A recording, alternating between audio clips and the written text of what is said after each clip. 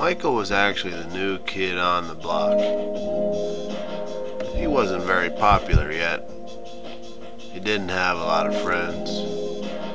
He had no girlfriends. He had nowhere to turn. He experimented with drugs.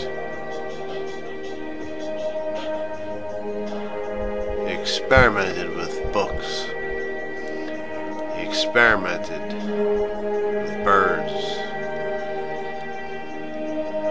He actually pissed in birds' beaks, pissed in their mouths. He found it amusing and entertaining. He'd let his bladder fill for hours. He drank plenty of fluids. And he pissed in the birds' beaks. He was a bird pisser. Everyone knew him as the boy who pissed in birds' beaks. Pisser here. He pissed everywhere. Pissed in birds like you would never